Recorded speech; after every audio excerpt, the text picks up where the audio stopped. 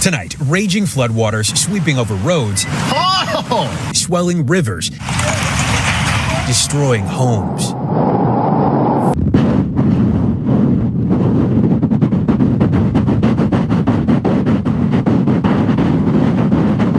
Hawaii is drowning and burning at the same time, caught in a relentless cycle where 2 trillion gallons of rain fell on the islands in March 2026 alone, a staggering 3,000% above normal that produced the worst flooding in 20 years. This is not merely a weather event, it is a strategic impossibility, a convergence of fire and water that has forced the state into a total systemic collapse. Before we continue, subscribe to this channel for more. To understand the scale of 2 trillion gallons, one must imagine enough water to fill 3 million Olympic-sized swimming pools, all dumped onto a landmass that is normally a paradise, now transformed into a battlefield. The state has been forced to declare emergencies at the county, state, and federal levels simultaneously as it faces a compounding catastrophe that defies every existing playbook of disaster management. The psychological and physical toll of this dual crisis is written in the frantic efforts of first responders who pulled 200 people from floodwaters on Oahu in a single weekend, while just days later, 300 students from the Volcano School of Arts and Sciences were forced into a total evacuation as hot rock began to fall from the sky. This immediate chaos serves as the overture to a larger collapse, where the strategic defense of the islands was breached first by the heavens and then by the earth itself. On April 9th, even as the state struggled to manage the massive saturation of its landscapes, Kilauea's 44th eruption episode transformed a weather emergency into a multi-front geologic war. This atmospheric siege was not a single event, but a series of historical failures that began on March 10th, when the first Kona low stalled northwest of the islands. For 6 straight days, this system refused to move, hammering every major island with torrential rain and wind gusts that reached 135 miles per hour on the Big Island, speeds usually reserved for Category 4 hurricanes.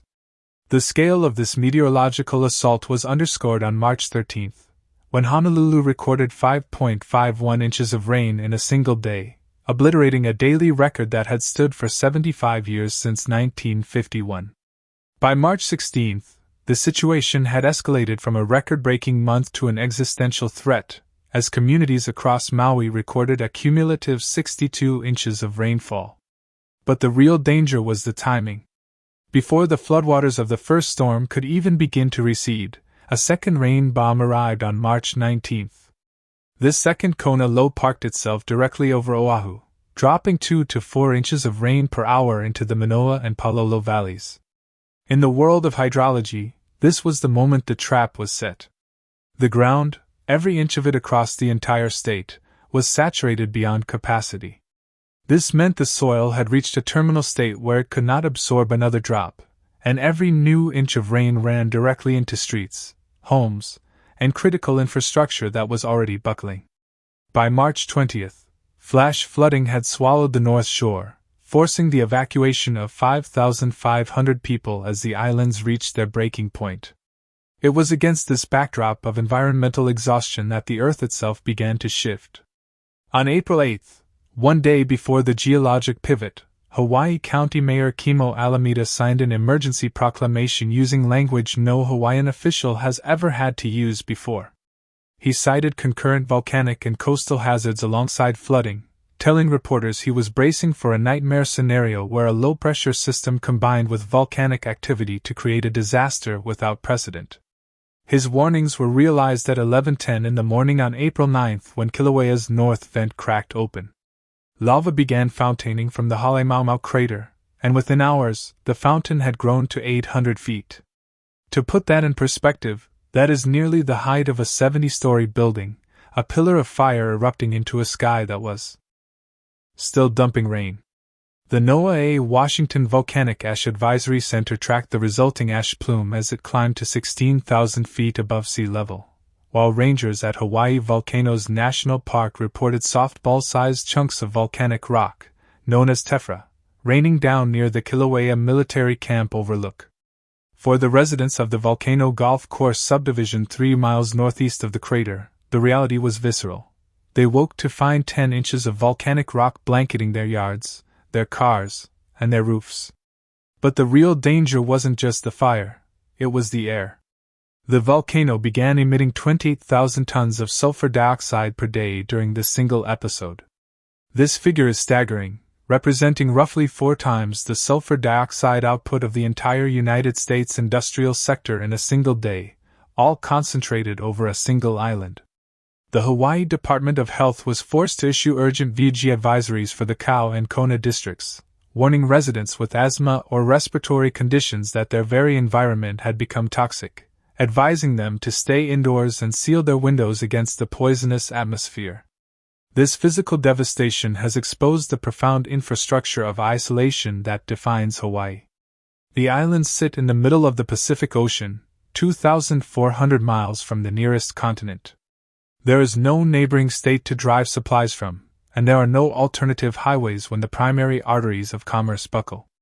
The economic and structural collapse is evidenced by the $245 million in damage to airports across the state and the total closure of Highway 11.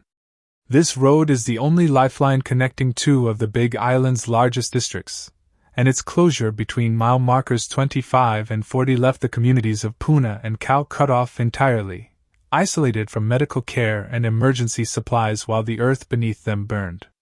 The impact on the next generation is particularly harrowing at Konawaena High School.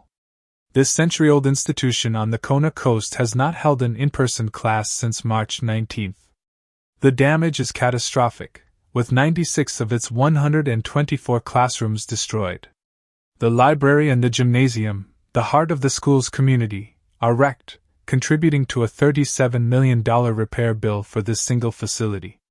Across the state, the Department of Education has tallied $171 million in damage to public schools alone, leading parents and lawmakers to predict that an entire generation of students will remain displaced until the next school year, left to breathe volcanic air while they wait for their communities to be rebuilt. This physical ruin is matched by a bureaucratic failure that threatens to leave the islands stranded. While Governor Josh Green announced on April 9 that a major disaster declaration had been approved to unlock 90% federal funding, the reality is a crisis behind the crisis. FEMA's Disaster Relief Fund is running dangerously low because the Department of Homeland Security has been in a partial shutdown for 8 weeks.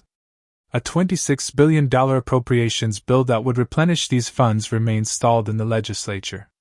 Hawaii has been promised salvation for a $1 billion catastrophe, but the agency responsible for delivering that money is operating on fumes.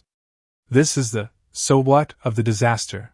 A state pushed to the brink by the forces of nature is now being held there by the friction of governance. As the state tallies its losses, the most terrifying reality is that the volcano is already reloading. Although the eruption paused at 7:41 on the evening of April 9, the silence was a deception.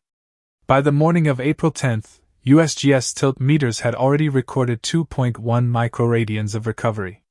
In the technical language of volcanology, this means the magma chamber beneath Kilauea is refilling with terrifying speed. The ground is literally swelling like a balloon ready to pop, and the Hawaiian Volcano Observatory has warned that the rapid return of inflationary tilt and the strong glow from the vents indicates that another lava fontaining episode is likely within days. Scientists are now saying that episode 44 was not the climax, but a rehearsal. The eruption window extends through April 15, and the next episode could be even larger. This leaves the islands trapped in a cycle where they are not recovering from a disaster, but are living inside one that keeps resetting itself. The forecast calls for more rain through Monday, meaning the soil will remain a saturated trap while the earth beneath it fills with magma.